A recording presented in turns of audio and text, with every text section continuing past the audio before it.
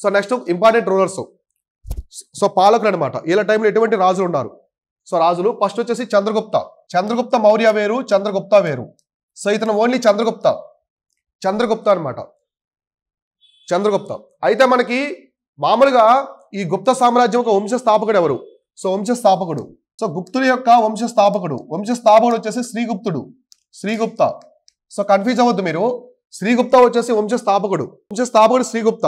కానీ ఎంపైర్ సామ్రాజ్యం తీసుకొచ్చేది ఎవరంటే ద ఫస్ట్ ఇంపార్టెంట్ రోల్ వచ్చేసి consider the actual founder of the dynasty అనమాట. సో మనకి ఇలా రెండు రకాలుగా ఉంటారు కింగ్స్ అనేవాళ్ళు. ఒకరు వంశస్థాపకులు, తర్వాత వచ్చేసి రాజ్యస్థాపకులు. సో రాజ్యాన్ని అంటే వంశంలో ఉన్నంత మాత్రం రాజ్యం తీసుకురారు, తర్వాత తీసుకొస్తారు. ఇట్లా ఉంటారనమాట. సో అర్థమైందా? కాబట్టి మనకి వంశస్థాపకుడు అంటే శ్రీగుప్తుడు. రేపు ఎగ్జామినేషన్లో మిమ్మల్ని కన్ఫ్యూజ్ చేస్తారు. సో శ్రీగుప్తుడు వచ్చేసి వంశస్థాపకుడు రాసుకోండి. So dynasty founder. So founder of dynasty. So founder of dynasty అంటే శ్రీగుప్త. ఫౌండర్ ఆఫ్ డైనస్టీ వంశస్థాపకుడు. So actual founder of the dynasty అంటే మనకి empire, founder of the empire Gupta empire అంటే చంద్రగుప్త మౌర్య. కాబట్టి ఇక్కడ రాసుకోండి. సో మీరు ఫౌండర్ ఆఫ్ గుప్తా ఎంపైర్ అని రాసుకోండి. గుప్త సామ్రాజ్య స్థాపకుడు, తెలుగు మీడియంలో గుప్త సామ్రాజ్య స్థాపకుడు అని రాసుకోండి. గుప్త సామ్రాజ్య స్థాపకుడు ఎవరంటే చంద్రగుప్త. ఫస్ట్ రోల్, మొదటి రోల్ కూడా ఇతనే అనమాట. మొదటి పాలకుడు. అలానే founder of the Gupta empire. English medium వాళ్ళు founder of Gupta empire, Telugu వాళ్ళు రాసుకోండి గుప్త సామ్రాజ్య స్థాపకుడు. సో గుప్త వంశ స్థాపకుడు శ్రీగుప్తుడు, గుప్త సామ్రాజ్య స్థాపకుడు వచ్చేసి చంద్రగుప్త. అయితే మనకి గుప్తుల సామ్రాజ్యంలో ఒక స్పెషాలిటీ ఉంటుంది. ఇక్కడే రాజుల్ని పిలుస్తారు, డిఫరెంట్ నేమ్స్ తో పిలుస్తారు. మహారాజా, మార్తాండ రాజా, ఇటువంటి నేమ్స్ ఉంటాయి కదా, అవి ఎక్కువ వస్తాయి అనమాట ఇక్కడ. సో అందుకే ఇతను ఏమని పిలుస్తారంటే మహారాజాది రాజా అని పిలుస్తారు. టైటిల్ ఇంపార్టెంట్, బిరుదు రాసుకోండి. ఇతను బిరుదు. సో ఇతను బిరుదుని రాసుకొని మహారాజాది రాజా అని చెప్పేసి పిలుస్తారు. చాలా మంది రాజులు పిలుస్తారు ఇలా. అంటే గ్రేట్ కింగ్ ఆఫ్ కింగ్స్ అని చెప్పేసి అర్థం అనమాట. Great Kings of the Kings. ఇతన్ని మహారాజాది రాజా అని పిలుస్తారు. అంటే బిరుదని రాసుకోండి. వీళ్ళు ఎవరంటే మామూలుగా కుషాలు ఉన్నారు కదా, కుషాల దగ్గర ఫీడర్కి పనిచేస్తారు. ఫస్ట్ సామంతులుగా పనిచేసి కుషాల వంశం అంతరించిపోయిన తర్వాత వీళ్ళు గొప్ప స్వతంత్రం అయ్యి కొత్త రాజ్యాన్ని తీసుకొస్తారు. సో కొత్త రాజ్యంగా వీళ్ళు రావడం జరుగుతుంది. కాబట్టి ఇతను ఏమంటారంటే మహారాజాది రాజా అని చెప్పేసి పిలుస్తాడు అనమాట. సో అయితే ఇతను లిచ్చావి ప్రాంతానికి సంబంధించిన యువరాన్ని పెళ్లి చేసుకుంటాడు. ఎవరు? చంద్రగుప్త. సో లిచ్చావి ప్రిన్సెస్ అనమాట. అంటే లిచ్చావి అనేది ఒక ప్రాంతం. సో లిచ్చావి యువరాణి. సో లిచ్చావి యువరాణి అనేటువంటి కుమారదేవిని మ్యారేజ్ చేసుకుంటాడు. మ్యాట్రిమోనియల్ అలయన్స్, వివాహ సంబంధాలు. అంటే వాళ్ళు మిగతా రాజ్యాలతో వివాహ సంబంధాలు పెట్టుకుంటారు కదా. కాబట్టి లిచ్చావి ప్రాంతంతో మ్యాట్రిమోనియల్ అలయన్స్ పెట్టుకొని వివాహ అలయన్స్ అంటారు కదా, ఇట్లా పెట్టుకొని ఆమెను చేసుకుంటాడు కుమారదేవిని. సో ఆమె అంటే చాలా ఇష్టం ఉంటాయి ఆయనకి. చాలా మర్యాద ఇచ్చి ఆమె పేరు మీద కాయిన్స్ కూడా తీసుకొస్తాడు. సో మామూలుగా రాజులు వాళ్ళ పేరు మీద తెచ్చుకుంటారు, కానీ వీళ్ళు మహిళలకు కూడా చాలా ప్రాధాన్యత ఇస్తారు. అందుకే పార్వతి టెంపుల్ తీసుకొస్తారు. అంటే మేల్ గాడ్స్ కాకుండా ఫిమేల్ గాడ్స్ కూడా టెంపుల్స్ అనేది తీసుకొస్తారు. సో నెక్స్ట్ ఇక్కడే రాసుకోండి బ్రాకెట్లో కుమారదేవి కాయిన్స్, నాణ్యాలు అని రాసుకోండి. కుమారదేవి నాణ్యాలు. సో ఇతనే మొట్టమొదటిసారి కుమారదేవి మీద నాణ్యాలు తీసుకొస్తారు, భార్య పేరు మీద. Kumaradevi coins, Telugu English medium వాళ్ళు కుమారదేవి కాయిన్స్ అని రాసుకోండి. కుమారదేవి కాయిన్స్ అంటే వాళ్ళ భార్య పేరు మీద కాయిన్స్ కూడా తీసుకొస్తాడు. అంటే దాని మీద ఆమె బొమ్మ ఉంటుంది అనమాట. అంటే భార్యలకి వీళ్ళు ఎక్కువ ఇంపార్టెన్స్ అనేది ఇచ్చారు, అంటే మహిళలకు కూడా. సో కాబట్టి చంద్రగుప్త యొక్క భార్య ఎవరంటే సతీమణి కుమారదేవి. ఆమె ఎవరంటే లిచ్చావి ప్రిన్సెస్. ఎగ్జామినేషన్ లో మిమ్మల్ని కన్ఫ్యూజ్ చేస్తాడు. లిచ్చావి అనే పేరు గుర్తుపెట్టుకోండి బాగా, ఇట్లాంటివి అడిగేది లాజిక్స్ గా. సో లిచ్చావి ప్రిన్సెస్ అనమాట, యువరాణి. లిచ్చావి అనేది ఒక ప్రాంతానికి సంబంధించినటువంటి యువరాణి అనమాట. ఆమె అంటే ఆ రాజ్యానికి సంబంధించిన యువరాణి, రాజు కూతురు. ఆమెని చంద్రగుప్త మ్యారేజ్ చేసుకుంటాడు. సో కాబట్టి కుమారదేవి నాణ్యాలు అని ఆమె పేరు మీదుగా తీసుకొస్తాడు అనమాట. సో తర్వాత is reason covered of reasons of the south Bihar. అంటే ఇతని టైంలో గుప్త సామ్రాజ్యం ఎటువంటి ప్రాంతాల్లో ఉన్నది. సో గుప్త సామ్రాజ్యాన్ని సముద్రగుప్త వచ్చి మొత్తం కూడా ఎక్స్పాండ్ చేస్తాడు. కానీ చంద్రగుప్త మాత్రం కొంత ప్రాంతాన్ని పరిపాలిస్తాడు. ఇతని యొక్క సామ్రాజ్యం అనమాట. సో ఇతని సామ్రాజ్యంలో ఏ ప్రాంతాలు ఉన్నాయి? సో సామ్రాజ్యం అని రాసుకొని ఇట్లా రాసుకోండి. సో ఒకటి వచ్చేసి సౌత్ బీహార్, దక్షిణ బీహారు. సో దక్షిణ బీహార్, ఇప్పుడు ఉన్నటువంటి Jharkhand. Next parts of the eastern Uttar Pradesh, అంటే మనకి ఉత్తరప్రదేశ్. సో ఉత్తరప్రదేశ్లోని ఉత్తర ప్రాంతాలు. సో ఉత్తరప్రదేశ్ అని రాసుకోండి. సో ఉత్తరప్రదేశ్ ఉత్తర ప్రాంతాలు అంటే మనకి సాకేత, అయోధ్య, ప్రయాగ్రాజ్. అయోధ్య, సాకేత అంటే అయోధ్య, మోడర్న్ అయోధ్యను సాకేత అని పిలిచేవాళ్ళు అప్పట్లో. అయోధ్య ఒకటి, ప్రయాగ ప్రాంతం. సో దక్షిణ బీహారు, నెక్స్ట్ జార్ఖండ్, ఇప్పుడు ఉన్నటువంటి జార్ఖండ్. నెక్స్ట్ అంటే ఉత్తరప్రదేశ్లోని ఈస్టర్న్ ప్రాంతాలు, తూర్పు ప్రాంతాలు. నెక్స్ట్ అంటే తూర్పు ప్రాంతాలు అంటే ఏముంటాయంటే సాకేత, అయోధ్య, ప్రయాగ్రాజ్. సో ఈ ప్రాంతాన్ని పరిపాలిస్తూ ఉంటాడు ఎవరు? చంద్రగుప్త. సో ఇతనే చంద్రగుప్త అనమాట, ఇమేజ్ ఉండే పర్సన్ చంద్రగుప్త. అంటే ఇతని రాజ్యం చిన్నది. సో ఇతని రాజ్యం చిన్నదనమాట. మనకి తూర్పు యూపీ కావచ్చు, నెక్స్ట్ దక్షిణ బీహారు, నెక్స్ట్ జార్ఖండ్. ఇది జార్ఖండ్ అనుకుంటే ఇది బీహార్. సో బీహారు, ఇది ఉత్తరప్రదేశ్. ఇలా అనమాట. ఇక్కడ అయోధ్య, సాకేత, ఇంకోటి వచ్చేసి ప్రయాగ్రాజు. ఇలా 2 ప్రాంతాలు ఉంటాయి యూపీలో. అంటే చిన్న సామ్రాజ్యం అనమాట. అతను వచ్చిన ప్రాంతం కొత్తలో చిన్న సామ్రాజ్యాన్ని ఏర్పరచుకున్నాడు. తర్వాత వాళ్ళకు కొడుకులు వీళ్ళు విస్తరిస్తారు దాన్ని బాగా. సో కాబట్టి అర్థమైందా చంద్రగుప్త గురించి పాయింట్స్ ఏమన్నాయని? మొట్టమొదటి founder of the Gupta empire. అతన్ని మహారాజాధిరాజు అని చెప్పేసి పిలుస్తారు టైటిల్. అతను చేసుకున్నటువంటి సతీమణి ఎవరంటే కుమారదేవి. సామె వచ్చేసి లిచ్చావి ప్రిన్సెస్ అనమాట. లిచ్చావి ప్రాంతానికి సంబంధించినటువంటి యువరాణి. సామె పేరు మీద కానీ కుమారదేవి కాయిన్స్ అనేది తీసుకొస్తాడు ఆయన. సో బంగారు నాణాలు, సిల్వర్ కాయిన్స్ ఎక్కువ ఉంటాయి గుప్తాస్ టైంలో. సో ఈ యొక్క బంగారు నాణాలు విపరీతంగా తీసుకొస్తారు వీళ్ళు. అన్ని రాజులు అంటే గుప్తుల్లో ఉండే అన్ని రాజులు బంగారు నాణాలు తీసుకొస్తారు. సో నెక్స్ట్ వచ్చేసి సామ్రాజ్యంలో ఏముంటాయి? South Bihar, Jharkhand, some parts of the eastern Uttar Pradesh అనమాట. సాకేత అంటే modern day Ayodhya. So present Ayodhya ఒకటి, ప్రయాగ్రాజు, ఈ ప్రాంతాలు ఈయన సామ్రాజ్యంలో ఉంటాయి. సో అర్థమైందా ఇంతవరకు? సో చంద్రగుప్తకి సంబంధించిన ఇంపార్టెంట్ ఫ్యాక్ట్స్. సో తర్వాత చూడండి, ఈ succession is about the 319 to 20 marks the beginning of the Gupta Samvat అనమాట. అంటే ఇతను మామూలుగా సామ్రాజ్యాన్ని పరిపాలిస్తారు కదా, కాబట్టి ఇతను కూడా ఒక యుగాన్ని, కొత్త యుగాన్ని తీసుకొస్తారు, గుప్తా సామత్ అని. అంటే గుప్తా సామత్ యుగం అని చెప్పేసి, అంటే గుప్త యుగం అనేది మొదలైందని చెప్పేసి అర్థం. సో ఇతని పాలనతో గుప్త యుగం మొదలైందని రాసుకోండి. గుప్త యుగం, ఇతని పాలనతో గుప్త యుగం మొదలైందని చెప్పేసి రాసుకోండి. రాసుకున్నారా?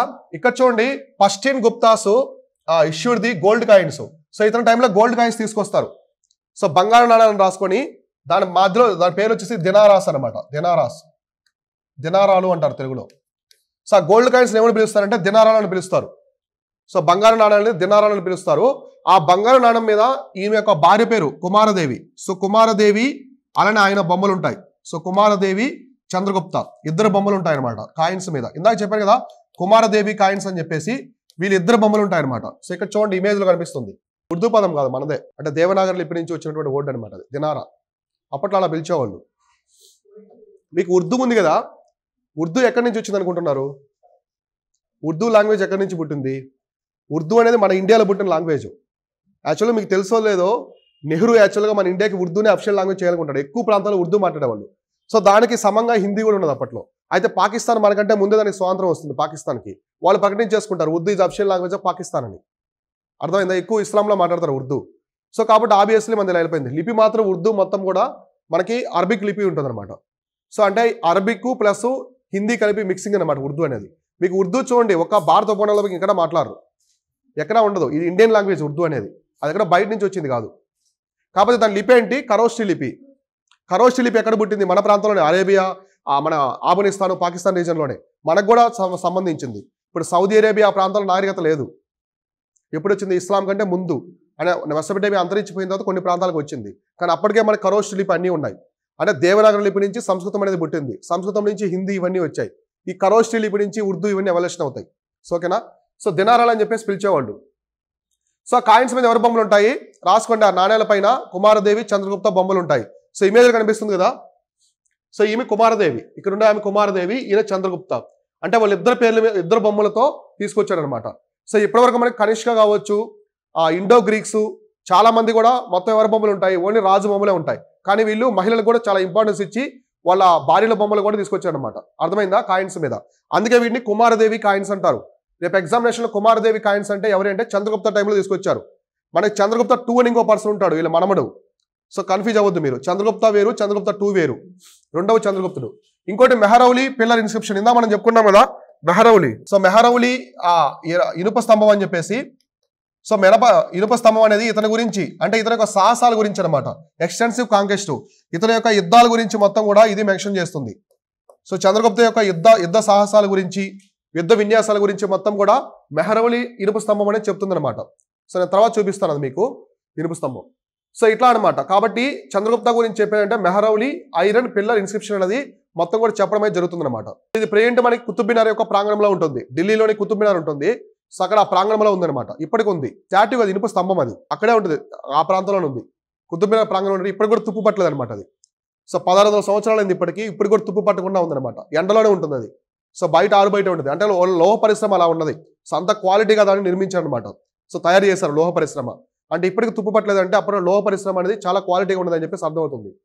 సో ఇట్లా కాబట్టి అర్థమైందా చంద్రగుప్తకు సంబంధించి ఎటువంటి విషయాలు ఉన్నాయో. సో దినారాలు, Kumaradevi coins, founder of the Gupta empire, ఈ పాయింట్స్ అన్ని కూడా చూసుకుంటే ఎగ్జామినేషన్ పరంగా అడుగుతారు. మెహరవులు ఇనుప స్తంభం. సో కాబట్టి ఈయన యొక్క ఎక్స్టెన్సివ్ కాంక్వెస్ట్ అనమాట. ఆయనకు యుద్ధ విన్యాసాల గురించి మొత్తం కూడా చెప్తుంది అనమాట. సో నెక్స్ట్ చూద్దాము. సో నెక్స్ట్ సముద్రగుప్త, చాలా ఇంపార్టెంట్ రోల్. సో గుప్తాసులోనే కాకుండా మన భారతదేశ చరిత్రలో కూడా మోస్ట్ పవర్ఫుల్ ఎంపరర్ గా చెప్పుకోవచ్చు అనమాట. One of the most powerful emperor. So అశోకుని తర్వాత ఎవరైనా వీరుడు ఉన్నారంటే ఇతనే అనమాట, సముద్రగుప్త. ఇతను చంద్రగుప్తుడి యొక్క కొడుకు అనమాట, సన్ ఆఫ్ చంద్రగుప్త. రాసుకోండి, చంద్రగుప్తుని కుమారుడు. మీకు ఎగ్జామినేషన్ లో మొదటి చంద్రగుప్తుడు, రెండవ చంద్రగుప్తుడు ఇస్తారు తెలుగు మీడియం వాళ్ళకి. సో మొదటి చంద్రగుప్తుడు అంటే చంద్రగుప్త 1 అని చెప్పేసి, చంద్రగుప్త 2 అంటే సముద్రగుప్త యొక్క కొడుకు అనమాట. అప్పట్లో మనం ఇప్పుడు పెట్టుకుంటాం కదా తాతల పేర్లు ఇలా, అవునా కదా. సో అట్లా వాళ్ళు కూడా పెట్టుకునేది అప్పటి నుంచి ఇప్పటికి వచ్చింది అదంతా కూడా. మనకి మరాఠా ఎంపైర్లు అయితే ఇంకా చాలా ఉంటాయి. బాజీరావు, బాజీ విశ్వనాథరావు, సో విశ్వనాథ్ రవిరావు, ఇట్లా వాళ్ళు తాతల పేర్లని పెట్టుకుంటూ వస్తారు. సో అర్థమైంది, అట్లా పెద్దవాళ్ళ పేర్లు పెట్టుకునేది. కాబట్టి చంద్రగుప్త 2 ఎవరంటే ఇక్కడ సముద్రగుప్త కొడుకు, అంటే చంద్రగుప్త 1 యొక్క మనమడు. ఓకేనా. సో కాబట్టి ఇతను ఎవరంటే చంద్రగుప్త యొక్క కొడుకు అనమాట. Samudragupta became the next ruler. అంటే ఇతని తర్వాత చంద్రగుప్త 1 తర్వాత, మొదటి చంద్రగుప్తుడి తర్వాత ఇతను పాలకుడైతే అవుతాడు, గుప్త సామ్రాజ్యాన్ని పరిపాలిస్తాడు. దానికి గుర్తుగా ఇతనికి ప్రయాగ ప్రశస్తి అని తీసుకొస్తారు. ప్రయాగ ప్రశస్తి రాసుకోండి, చాలా ఇంపార్టెంట్. సో ప్రయాగ ప్రశస్తి అంటారు. ప్రయాగ ప్రశస్తి అంటే ఏంటంటే స్తుతి అని చెప్పండి, ఆయన గురించి చెప్పడం అని. స్తుతి చేయడం అంటే ఏంటి, ఒకరి గురించి చెప్పడం అని చెప్పేసి. సో కాబట్టి ఇది ప్రయాగ ప్రశస్తి. ఇందాక చెప్పాను కదా పిల్లర్ అని చెప్పే స్తంభం. సో ఆ స్తంభం మీద ఆయన గురించి రాస్తారనమాట. ఇది ఇప్పుడు ఎక్కడ ఉందంటే ప్రయాగ్రాజ్, అలహాబాద్ అంటారు కదా. సో అలహాబాద్ అనే పేరు ఇస్లాం వచ్చిన తర్వాత పెడతారు. అంతకుముందు దాని పేరు వచ్చేసి ప్రయాగ్రాజ్, ప్రయాగ్ అంటారు, ప్రయాగ్ అని పిలుస్తారు. సో ఇప్పుడు మళ్ళీ ఆ ఒరిజినల్ నేమ్ అని తీసుకొచ్చింది యూపీ గవర్నమెంట్. సో ఓకేనా. కాబట్టి ప్రయాగ ప్రశస్తి అంటే ఆ ప్రయాగ ప్రాంతంలో ఒక పెద్ద ఇనుప స్తంభం ఉంటుంది, దాని మీద ఆయన గురించి రాస్తారు. సో గుప్తుడి యొక్క ఈ విధంగా పాలకుడు ఈ టైం నుంచి ఈ టైం వరకు వచ్చారు, ఆయన ఎటువంటి చేసిన యుద్ధాలు, ఆయన గురించి మొత్తం కూడా అందులో ఉంటుంది. అంటే సముద్రగుప్తుని యొక్క స్తుతి, ఆయన గురించి మొత్తం కూడా అందులో ఉంటుంది అనమాట. తర్వాత ఇక్కడ చూడండి, అర్డెంట్ ఫాలోవర్ అది వైష్ణవిజం.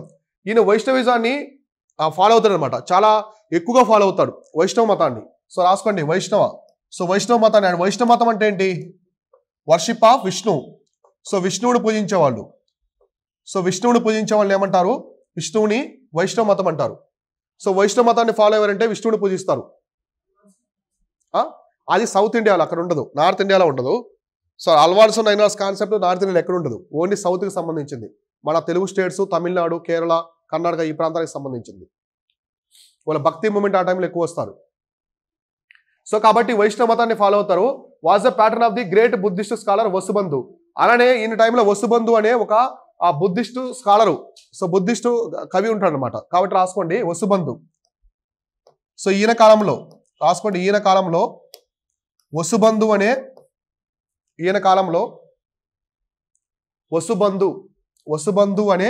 బౌద్ధ కవి ఉండేవాడు అని రాసుకోండి, బౌద్ధ కవి ఉండేవాడు. సో ఈయన వైష్ణవ మతాన్ని ఫాలో అయినప్పటికి కూడా ఇతని ఆస్థానంలో ప్రోత్సహించాడు ఎవరిని, వసుబంధుని. బుద్ధిస్ట్ స్కాలర్ వసుబంధుని ప్రోత్సహించాడు అనమాట. సో వసుబంధుని ప్రోత్సహించాడు అంటే వీళ్ళు ఒక మతానికి సంబంధించిన వ్యక్తులైనప్పటికీ కూడా ఇతర మతాల వైపు కూడా సమానత్వంగా ఉండేవాళ్ళు. సో మంచి భావన కలిగి ఉండేవాళ్ళు ఇతర మతాల వైపు. సో అంటే టోలరెన్స్ ఆఫ్ అదర్ రిలీజియన్స్ అంటారు కదా, సో అట్లా అనమాట ఇది. నెక్స్ట్ చూడండి, Samudragupta's policy in south India was different. He did not destroy and annex the those kingdoms. ఇందా నేను చెప్పాను కదా, సముద్రగుప్తుడు సౌత్ ఇండియా మీద దాడులు చేస్తాడు. సముద్రగుప్తుడు యొక్క ఆర్మీ చాలా పవర్ఫుల్ గా ఉంటుంది, అతని ఆర్మీకి చాలా ఇంపార్టెన్స్ ఇస్తాడు. అంటే రాజు యొక్క ధర్మమే రాజ్య విస్తరణ చేయడం. సో సముద్రగుప్తుడి యొక్క సైన్యం వస్తుందంటే మిగతా సామ్రాజ్యాలన్నీ కూడా ఉనికిపోయి సరెండర్ అయిపోయేది అనమాట. సో అంత పెద్ద యుద్ధాలు చేస్తాడు. సో అతని శరీరం అంతా ఘాట్లే ఉంటాయి. ఇక్కడ చూడండి, శరీరం అంతా చూడండి, మొత్తం గాయాలే ఉంటాయి అనమాట. పెయింటింగ్ ఇది. అంటే అతని శరీరం అంతా కూడా కోసేస్తారు కత్తులతో, అంటే యుద్ధంలో అంత వీరుడు అనమాట. సో అయినా కూడా వచ్చి మళ్ళీ బాగా చేసుకొని వైద్యం ద్వారా మళ్ళీ యుద్ధానికి వెళ్ళేవాడు. సో ధైర్య సాహసాలు అంటారు కదా, సూర్యుడు ధీరుడు అంటారు కదా, అట్లా అనమాట. కాబట్టి 100 యుద్ధాలు చేస్తాడు. సో ఎన్ని చేస్తాడు, 100 యుద్ధాలకు పైగా చేస్తాడు. సో అయినా కూడా ఒక దాంట్లో అతను ఓడిపోయాడు అనమాట. అందుకే ఇతన్ని సమరశత అంటారు. సమరశత రాసుకోండి, బిరుదు అని సమరశత అని రాసుకోండి, బిరుదు అని రాసుకొని పక్కన సమరశత అని రాసుకోండి. సమరశత అంటే బ్రాకెట్లో 100 యుద్ధాలు గెలిచిన వీరుడు, 100 యుద్ధాలు గెలిచిన వీరుడు. సో మన భారతదేశ చరిత్రలో 100 యుద్ధాలు గెలిచిన వీరుడు ఎవరైనా ఉన్నారంటే సముద్రగుప్తుడే అనమాట. సో ఆయన మన భారత ఉపఖండంలో 100 యుద్ధాలకు పైగా చేస్తాడు, చిన్న చిన్న రాజ్యాల మీద, చుట్టుపక్కల రాజ్యాల మీద, సౌత్ ఇండియన్ కింగ్డమ్స్ మీద, ఇట్లా. కాబట్టి ఈయన సమరసత అని చెప్పేసి పిలుస్తాడు అనమాట. మామూలుగా ఇది ఎక్కడ అడగలేదు, కానీ ఎగ్జామినేషన్ పరంగా అడిగితే చూసుకోండి, కొన్ని సోర్సెస్లో ఉంటుంది ఇది. సమరసత అంటారు, 100 యుద్ధాలు గెలిచిన వీరుడు అని చెప్పేసి అర్థం. సో కాబట్టి ఇక్కడ చూసుకుంటే ఈయన సౌత్ ఇండియా మీద అటాక్ చేస్తాడు, కానీ ఈయన పాలసీ డిఫరెంట్. ఇప్పుడు మనకి ఇలా ఉంది ఇండియా మొత్తము. సో నార్త్ సౌత్, ఇది సౌత్ ఇండియా, ఇది నార్త్ ఇండియా. ఈయన ఇంతవరకు ఆక్రమించుకుంటాడు. సో సౌత్ ఇండియా మీద అటాక్ చేస్తాడు, కానీ వాళ్ళ రాజ్యాన్ని వాళ్ళకి ఇచ్చేసి వెళ్ళిపోతాడు. సో గెలుస్తాడు. ఇప్పుడు అలెగ్జాండర్ పోరస్ మీద గెలుస్తాడు, కానీ వాళ్ళ రాజ్యం ఇచ్చేసి వెళ్ళిపోతాడు. కానీ వాళ్ళ కమాండర్ కొన్ని ప్రాంతాలు ఆక్రమించుకుంటాడు. అలా కాకుండా ఈయన సౌత్ ఇండియా మీద గెలిచినప్పుడు కూడా హీ డిడ్ నాట్ డెస్ట్రాయ్, ధ్వంసం చేయడు, అలానే అటాక్ చేయడు. ఎందుకంటే ఇక్కడ ఉన్నటువంటి సంస్కృతిని అతను గౌరవిస్తాడు. సో ఇక్కడ ఉన్నటువంటి సంస్కృతి, సో ఆలయ నిర్మాణాలు కావచ్చు, వాళ్ళు పాటించే విధానాలు, సో సామాజిక పరిస్థితులు, ఆర్థిక పరిస్థితులు అన్నీ కూడా ఆయన ఆలోచించుకొని ఈ సామ్రాజ్యం మీద బాగా మక్కువ పెరుగుతుంది ఆయనకి. కాబట్టి వాటిని వదిలేసి గుప్త సామ్రాజ్యంలో కలపకుండా, అర్థమైతే కాంచీపురం వరకు కొంత ప్రాంతం మాత్రం కలుస్తుంది, మిగతా ప్రాంతాన్ని కలుపుకోకుండా వాళ్ళకి ఇచ్చేసి వెళ్ళిపోతాడు. కాబట్టి ఎగ్జామినేషన్లో మిమ్మల్ని అడిగితే ఇతను సౌత్ పాలసీలో గెలుస్తాడు, కానీ అతన్ని ఆక్రమించడు. సో ఎగ్జామినేషన్లో అడుగుతారు, సో ఇతను సౌత్ ఇండియా ప్రాంతాన్ని గుప్త సామ్రాజ్యంలో కలిపాడని చెప్పి చెప్తారు, కలపడు. ఓకేనా, జస్ట్ అనెక్స్డ్ అంటే యుద్ధం అయితే అంటే దాని మీద చేస్తాడు. ఇప్పుడు ఎలా అంటే రాజు ఆర్మీ, పెద్ద ఆర్మీని తీసుకొని మార్చ్ చేస్తారు. సో ఒక ఏరియా నుంచి ఇప్పుడు ఈ ప్రాంతం నుంచి ఈ ప్రాంతం వరకు డాట్ వరకు మార్చ్ చేసుకుంటూ వస్తుంటారు. సో ఒక్కో రాజ్యానికి వస్తూ ఉంటారు. మధ్యలో ఎవరైనా అడ్డుపడ్డారు అనుకోండి, సో అడ్డుపడితే యుద్ధం చేస్తారు, లేదా వాళ్ళకి సరెండర్ అయిపోతే రాజ్యాలు కలుపుకుంటూ పోతారు. సో మార్చింగ్ చేస్తూ వస్తారు. మీరు చూసారు కదా మూవీస్లో కూడా. ఇప్పుడు ఢిల్లీ సుల్తాన్ల కాలంలో కానీ వాళ్ళు ఎక్కడి నుంచో వస్తారు. ఇరాను, మనకి తుర్కిమిస్తాన్ ఉంది కదా, ఇప్పుడు బాబర్ ఉన్నాడు, బాబర్ ఎక్కడి నుంచి వచ్చాడు, తుర్కిమిస్తాన్ అనమాట. మన కాబుల్, ఆఫ్ఘనిస్తాన్ ఆ రీజన్ నుంచి వచ్చాడు.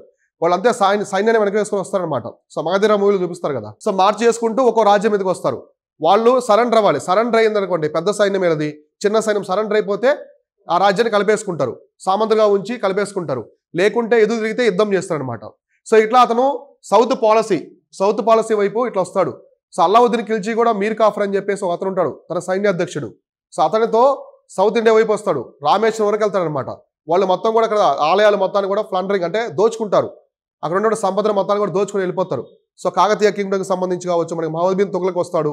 సో ఇట్లా అనమాట మార్చ్ చేసుకుంటూ ఆర్మీని పోతూ ఉంటుంది రాజు, ఆ ఆర్మీ కమాండర్స్ మొత్తం కూడా. సో ఇట్లా ఎదురు తిరిగితే యుద్ధాలు అనేవి చేస్తూ ఉంటారు అనమాట. సో అట్లా ఇతను సౌత్ ఇండియా వైపు వెళ్తాడు, కానీ వాళ్ళ రాజ్యాన్ని వాళ్ళకే వచ్చేస్తాడు అనమాట. సో అతని రాజ్యాల్లో కలుపుకోకుండా ఇచ్చేస్తాడు. సో ఇది ఒక డిఫరెంట్ పాలసీగా మనం చెప్పుకోవచ్చు సముద్రగుప్తాకి. సముద్రగుప్త పెర్ఫార్మ్డ్ అశ్వమేధ యజ్ఞ. సో ఆఫ్టర్ దీస్ అచీవ్మెంట్స్ అంటే సౌత్ ఇండియాలో ఇతను ఈ ప్రాంతాలు మిగతా రాజ్యాలని కలుపుకున్న తర్వాత సౌత్ ఇండియాలో గెలిచి మళ్ళీ వాళ్ళ ప్రాంతాలు ఇచ్చి వచ్చిన తర్వాత గొప్ప రాజుగా పేరు వస్తుంది అనమాట. సో అప్పుడు ఈయన అశ్వమేధ యాగం కూడా చేస్తాడు. సో అశ్వమేధ యాగం కూడా చేస్తాడు, మీకు తెలుసు కదా అశ్వమేధ యాగం అనేది. సో అశ్వమేధ యాగం కూడా చేస్తాడు. ఈ issued the gold and silver coins. So చూడండి, ఈయన అశ్వమేధ కాయిన్స్ రాసుకోండి. సో ఇతని యొక్క విజయాలకు గుర్తుగా తెలుగు మీడియం వాళ్ళు, సో ఇంగ్లీష్ మీడియం వాళ్ళు ఇదే రాసేసుకోండి. పెర్ఫార్మ్డ్ అశ్వమేధ యాగ and issued gold and silver coins known as అశ్వమేధ కాయిన్స్. సో ఇతని యొక్క విజయాలకు గుర్తుగా అశ్వమేధ యాగం చేసి మీరు ఇంగ్లీష్ మీడియమా రాసుకోండి సింపుల్గా. ఈ పెర్ఫార్మ్డ్ అశ్వమేధ యాగ అండ్ ఇష్యూడ్ అశ్వమేధ కాయిన్స్ అని రాసుకోండి ఇంగ్లీష్ మీడియం వాళ్ళు. పెర్ఫార్మ్డ్ ఇతని యొక్క విజయాలకు గుర్తు అశ్వమేధ యాగం చేసి అశ్వమేధ కాయిన్లు, అశ్వమేధ నాణ్యాలు ముద్రిస్తా. అశ్వమేధ నాణ్యాలు బ్రాకెట్లో బంగారము వెండి అని రాసుకోండి. బంగారం వెండి తెలుగు మీడియం వాళ్ళు, బ్రాకెట్లో బంగారం వెండి అశ్వమేధ కాయిన్స్ అంటే మీరు రాసుకున్నారు కదా. అశ్వమేధ ఈ పెర్ఫార్మ్డ్ అశ్వమేధ యాగ అండ్ ఇష్యూడ్ అశ్వమేధ కాయిన్స్ బ్రాకెట్లో గోల్డ్ అండ్ సిల్వర్ అని రాసుకోండి. సో కాబట్టి అశ్వమేధ కాయిన్స్ అంటే యాగం మీద కాయిన్స్ తీసుకొచ్చిన మొట్టమొదటి వ్యక్తి ఎవరంటే సముద్రగుప్తుడు కాయిన్స్ తీసుకొస్తాడు. అశ్వమేధ యాగం చేసి వాటి పేరు మీద తీసుకొచ్చేది అశ్వమేధ కాయిన్స్ అనమాట. కాబట్టి అశ్వమేధ యాగం మీద ఇప్పటివరకు కూడా ఎవరు కూడా నాణ్యాలని తీసుకురాలేదు, అశ్వమేధ నాణ్యాలను తీసుకొస్తాడు ఇలా. ఓకేనా, సో ఇట్లా. కాబట్టి ఇతని కాలంలో, సో ఇందాక చంద్రగుప్త టైంలో రాజ్యం ఎక్కడ ఉన్నది, సో రాజ్యం మొత్తం కూడా ఆల్మోస్ట్ మనకి సౌత్ బీహారు, జార్ఖండ్, ఈస్టర్న్ యూపీలో ఉన్నది. కానీ ఇతను వచ్చిన తర్వాత మొత్తం భారతఖండం మొత్తాన్ని కూడా విస్తరించి సౌత్ ఇండియా వరకు తీసుకొస్తాడు. సౌత్ వరకు మొత్తం కూడా గుప్త సామ్రాజ్యమే ఉంటుందన్నమాట. తమిళనాడు, కేరళ, కర్ణాటక, ఆంధ్రలో కొన్ని ప్రాంతాలు తప్ప రిమైనింగ్ మొత్తం ఒడిస్సా రీజన్ కావచ్చు, మనకి మధ్యప్రదేశ్ మొత్తం ఇదంతా కూడా గుప్త సామ్రాజ్యంలో కలిసిపోతుంది అనమాట. సో ఒక అర్థమైందా. సో ఇట్లా. సో నెక్స్ట్ చూద్దాము. సో దీనికి సంబంధించి ఇందాక ఏం చెప్పాను నేను, ప్రయాగ ప్రశస్తి అని చెప్పి అలహాబాద్ పిల్లర్ ఇన్స్క్రిప్షన్ అని చెప్పేసి మీకు ఎగ్జామినేషన్లో ప్రయాగ ప్రశస్తి అని ఇచ్చిన, అలహాబాద్ పిల్లర్ ఇన్స్క్రిప్షన్ ఇచ్చిన అంటే మొన్నటి వరకు మనకి అలహాబాద్ అని పిలిచారు కదా. సో కాబట్టి అలహాబాద్ పిల్లర్ ఇన్స్క్రిప్షన్ మన ఇండియన్ హిస్టరీలో ఉంటుంది, ఆ పేరు వచ్చింది కాబట్టి. సో దానికి ఒరిజినల్ నేమ్ వచ్చేసి ప్రయాగ ప్రశస్తి అనమాట. రెండు రాసుకోండి. సో ప్రయాగ ప్రశస్తి ఇదేంటో చూద్దాం ఇప్పుడు. చాలా చాలా ఇంపార్టెంట్, ఎక్కువ టైమ్స్ రిపీట్ అయింది. అంటే గుప్తాస్లో అడిగినటువంటి టాపిక్ ఎక్కువ ఇదే ఎగ్జామినేషన్స్, పోటీ పరీక్షలు. ప్రయాగ ప్రశస్తి. సో ప్రయాగ ప్రశస్తి అన్న అలహాబాద్, సో అలహాబాద్ స్తంభ శాస్త్రం లేదా పిల్లర్ శాస్త్రం అంటారు. సో అలహాబాద్ పిల్లర్ ఇన్స్క్రిప్షన్ అనమాట. ఈ రెండులో ఏది ఇచ్చినా కూడా ఒకటే. సో ఇక్కడ కనిపిస్తుందా మీకు, ఇదే అలహాబాద్ పిల్లర్ ఇన్స్క్రిప్షన్. ఎలా ఉంటుంది, ఇలా ఉంటుంది. ఇదంతా కూడా మెటల్తో చేసింది అనమాట, మెటల్. సో దీని మీద పేర్లు ఉంటాయి, చిన్న చిన్న పేర్లు, అక్షరాలు ఉంటాయి మనకు కనిపించవు. సో అక్షరాలు ఉంటాయి, అర్థమైందా? సో గుర్తుగా విజయానికి, అంటే సముద్రగుప్తుడి యొక్క విజయాలకు గుర్తుగా దీన్ని వేయిస్తాడు. సో మనకి హిస్టరీ సోర్సెస్ కూడా ఇదే అనమాట. సముద్రగుప్తుడు యుద్ధాలు గెలిచాడు, ఎలా సామ్రాజ్యాన్ని విస్తరించాడని చెప్పి దాని మీద ఉంటాయి మొత్తం కూడా. ఓకేనా? సో ఇట్లా ఇక్కడ చూడండి, it was composed by Samudragupta's court poet and scholar minister Harisena. Harisena అనే పర్సన్ సముద్రగుప్తుడు అత్యంత మర్యాద ఇచ్చే పర్సన్ అనమాట, చాలా గౌరవిస్తాడు హరిసేన. సో ఇది ఎవరు వేయిస్తారంటే, నేను చెప్తాను రాసుకోండి తెలుగు మీడియం వాళ్ళు. ప్రయాగ ప్రశస్తి అని రాసుకున్నారు కదా హెడ్డింగు, ప్రయాగ ప్రశస్తి రాసుకున్నారా? సో దీనిని కింద రాసుకోండి. దీనిని సముద్రగుప్త ఆస్థాన కవి, సముద్రగుప్త ఆస్థాన కవి హరిసేనుడు వేయిస్తాడు. హరిసేనుడు రాశాడు అని రాసుకోండి. హరిసేనుడు రాశాడు అంటే ఇతనే కంపోజ్ చేస్తాడు ఆ వర్డ్స్ అవన్నీ కూడా నీట్గా. హరిసేనుడు రాశాడు. హరిసేన ఎవరంటే సముద్రగుప్తుడి యొక్క ఆస్థాన కవి అనమాట. సముద్రగుప్తుడు ఏ యుద్ధం చేసినా, ఎటువంటి చేసినా సలహాలు తీసుకుంటాడు. చాలా ఎక్కువగా అతన్ని అభినందించే వ్యక్తి అనమాట సముద్రగుప్తుడు, అతని రాజ్యం మొత్తంలో. సో ఇతను దేంట్లో ఉంటుంది, సాంస్క్రిట్లో ఉంటుంది. అవునా కదా? వీళ్ళు సంస్కృతం, వీళ్ళ రాజభాష ఏంటి, సంస్కృతం. మీరు మెచ్మెంట్ రాసుకోండి, రాజభాష సంస్కృతం. రాజచిహ్నం గరుడ, వీళ్ళు విష్ణువుని పూజిస్తారు, అందుకే లాంఛనం, రాజలాంఛనం వచ్చేసి గరుడ. సో రాజభాష, ఫస్ట్ రాజభాష అని రాసుకోండి. రాజభాష కోడ్ పెట్టుకోండి సంస్కృతం. నెక్స్ట్ రాజలాంఛనం, రాజలాంఛనం, రాజలాంఛనం వచ్చేసి గరుడ. ఇంగ్లీష్ మీడియం వాళ్ళు సిగెల్ అంటారు కదా, సిగెల్. సిగెల్ అంటే రాజచిహ్నం, సిగెల్ అంటే గరుడ అని రాసుకోండి. సో గరుడ ఎంబలం, ఎంబలం అన్నా ఓకే, మీకు ఎలా గుర్తుంటాలా. సో సిగెల్ అంటారు ఇంగ్లీష్ మీడియంలో దాన్ని. సో ఇప్పుడు చోళులకి పులి ఉంటుంది, చోళులకి అట్లా. పాండ్యాసు, చేరాసు చేప ఉంటుంది ఒకరికి. సో అట్లా ఒకరికి పడవలు గుర్తుంటాయి. కూర్మము, వరాహము, కాకతీయులు, వరాహం ఉంటుంది. విజయనగరం పైలో తాబేలు ఉంటుంది. ఇట్లా ఉంటాయన్నమాట వాళ్ళ రాజచిహ్నాలు. జెండా మీద ఉంటాయి. సో యుద్ధానికి వెళ్ళేటప్పుడు జెండా మీద ఉంటాయన్నమాట సిగిల్స్ వాళ్ళవి. మీరు గేమ్ ఆఫ్ థ్రోన్స్ చూసారు కదా. కాబట్టి వాళ్ళకి రాజభాష వచ్చేసి సంస్కృతం. అందుకే వాళ్ళ శాస్త్రాలు ప్రతి ఒక్క థింగ్ కూడా సంస్కృతంలో ఉంటాయి. ఇక్కడ నుంచి అన్ని రాజులు సంస్కృతమే ఫాలో అవుతారు. ప్రాకృతం అనే భాష అంతరించిపోతుంది. ఓకేనా? నెక్స్ట్ రాజలాంఛనం వచ్చేసి గరుడ, విష్ణుడు పూజిస్తారు కాబట్టి రాజలాంఛనం గరుడ అని చెప్పేసి హిస్టారియన్స్ చెప్పారనమాట. నెక్స్ట్ చూడండి, దీన్ని ఎవరు కంపోజ్ చేశారు, ప్రయాగ ప్రశస్తి అనే దాన్ని క్లాసికల్ సాంస్క్రిట్, సంస్కృతంలో అతని యొక్క సముద్రగుప్తుని యొక్క పోయిట్ అనమాట, ఆస్థాన కవి హరిసేనుడు రూపొందించాడు, దాన్ని తీసుకొచ్చాడు అనమాట, రాశాడు మొత్తం కూడా. ఈ హరిసేనుడు చాలా సలహాలు ఇస్తాడన్నమాట సముద్రగుప్తుడికి, రాజ్య విస్తరణకు సంబంధించి కావచ్చు, ఎటువంటి డెసిషన్స్ తీసుకోవాలి అన్నీ కూడా. చాలా మంచి జ్ఞానం కలిగినటువంటి వ్యక్తి అనమాట. అతన్ని చాలా ప్రోత్సహిస్తాడు ఎవరు, సముద్రగుప్తుడు. అతను ఆస్థాన కవి, ప్రధాన కవి అనమాట, ఆస్థాన కవి. తర్వాత మనం ఈ ప్రయాగ ప్రశస్తి అనేది దేని గురించి చెప్తుంది. సో కాంకర్డ్, ఇక్కడ చూడండి, according to Prayaga Prashasti Samudragupta conquered 8 kings of the Aryavarta. Aryavarta అంటే నార్త్ ఇండియా, ఉత్తర భారతదేశం. సో ఉత్తర భారతదేశంలో ఉన్నటువంటి ప్రధానమైన 8 సామ్రాజ్యాలని ఎవరు గెలుస్తాడు, సముద్రగుప్తుడు గెలుస్తాడు. రాసుకోండి. దీని ప్రకారం సబ్మిటింగ్ పెట్టున్నారు కదా, దాన్ని ప్రయాగ ప్రశస్తి సబ్మిటింగ్ పెట్టుకోవాలి. తర్వాత కింద రాసుకోండి. దీని ప్రకారం సముద్రగుప్తుడు ఆర్యవర్తలోని 8 సామ్రాజ్యాలను జయించాడు. ఆర్యవర్త అంటే ఉత్తర భారతదేశం. బ్రాకెట్లో మీరు కన్ఫ్యూజ్ అయితే రాసుకోండి. ఆర్యవర్త అంటే ఉత్తర భారతదేశం అనమాట. ఆల్మోస్ట్ మనకి మధ్యప్రదేశ్, మహారాష్ట్ర రీజన్ వరకు ఉంటుంది. సో ఆర్యవర్తలోని 8 సామ్రాజ్యాలను జయించాడు. ఇట్లా గుప్తా ఎంపైర్ అనమాట. ఈయన మొత్తం ఫస్ట్ నార్త్ ఇండియా చుట్టుపక్కల ఉన్న రాజ్యాల మీద అటాక్ చేసి మొత్తం జయించి ఆ ప్రాంతాన్ని తన సామ్రాజ్యంలో కలుపుకుంటాడు. తర్వాత ఎక్స్పాండ్ చేసుకుంటూ పోతాడు. ఎక్స్పాండ్ చేసుకుంటూ పోతాడు. అంటే ఈయన టైంలో ఈయన చాలా పవర్ఫుల్ కింగ్ అనమాట. మనకి ఒక్కో చరిత్రలో ఒక్కో టైంలో ఒక్కో కింగ్ ఉంటారు. సో మనకి అశోకుడు ఉంటాడు. సో అశోకుడు తర్వాత ఎవరు వస్తారు, సో మళ్ళీ అంత పవర్ఫుల్ కింగ్ మనకి పుష్యమిత్ర శుంగ వస్తాడు. తర్వాత గౌతమ పుత్ర శాతకర్ణి వస్తాడు. సో కొందరు అంటే ఒక్కొక్క వంశంలో ఒక్కొక్క రాజు చాలా పవర్ఫుల్ ఉంటారనమాట. తర్వాత మనకి కుషాణులు, సో ఇండో గ్రీక్స్. తర్వాత శక వంశంలో రుద్రదామను వస్తాడు. రుద్రదామను చాలా ప్రాంతాలు పరిపాలిస్తాడు. అంటే వీళ్ళు ఒక వ్యక్తి గొప్పవాడు ఎలా చెప్తారు, మిగతా సామ్రాజ్యంలో ప్రాంతాన్ని కూడా కలుపుకుంటాడు. అతను గొప్ప రాజు, అర్థమైందా? సో అతనికి చాలా బంగారు నాణాలు, బంగారు ఆభరణాలు ఉంటే కాదు. సో సామ్రాజ్యం పెద్దగా ఉండాలి, అప్పుడే ఆ రాజుల సమర్థత అనేది తెలుస్తుంది, అర్థమైందా? సో అట్లా కాబట్టి ఇతను ఆర్యవర్త అంటే మనకి నార్త్ ఇండియాలోని 8 పెద్ద సామ్రాజ్యాన్ని జయిస్తాడనమాట. తర్వాత ఇంకా చూడండి, Allahabad pillar inscription mention the Samudragupta defeated the 12 rulers in south India expedition of the Dakshinapatha. అంటే మనకి దక్షిణ పద అని చెప్పేసి పిలిచేవాళ్ళు కదా అప్పుడు, ఉత్తర పద దక్షిణ పద అని మీకు గుర్తుందా? సో దక్షిణ పద ఇంకా ఉంటాయి పేర్లు ఇవి. సో ఈ దక్షిణ పద అంటే సౌత్ ఇండియా వైపు వచ్చి 12 మంది రూలర్స్ని ఓడిస్తాడు, 12 మంది కింగ్స్ని సౌత్ ఇండియా వైపు ఓడిస్తాడు అనమాట.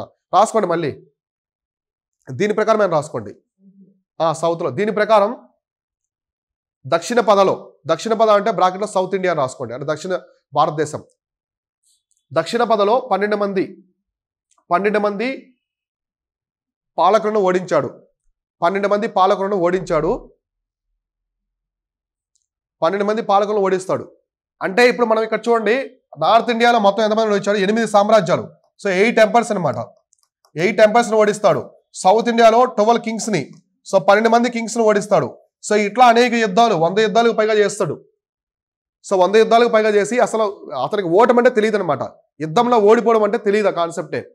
సో ఎటువంటి సామ్రాజ్యాన్నైనా సౌత్ ఇండియా వైపు అతనికి తెలియదు యుద్ధ ప్రణాళికలు ఎలా ఉంటాయి, వాళ్ళకి సైన్యం ఎలా ఉంటుంది, వాళ్ళు మైదానంలో చేస్తారా లేకుంటే నీటిలో నుంచి అటాక్ చేస్తారా, ఫారెస్ట్లో చేస్తారా, అటువంటి తెలియదు అన్నట్టు, ఎటువంటి పరిస్థితి లేదు. కానీ అయినా గెలుస్తాడు. ఎలా గెలుస్తాడు? ఇతను ఒక యుద్ధ ప్రణాళికలు, సో ఇతను వార్ స్ట్రాటజీస్ అనేవి చాలా మెరుగ్గా ఉంటాయన్నమాట మిగతా వాళ్ళకంటే కూడా. సో సముద్రగుప్తుడి కాన్ఫిడెన్స్ వేరే లెవెల్ ఉంటుంది.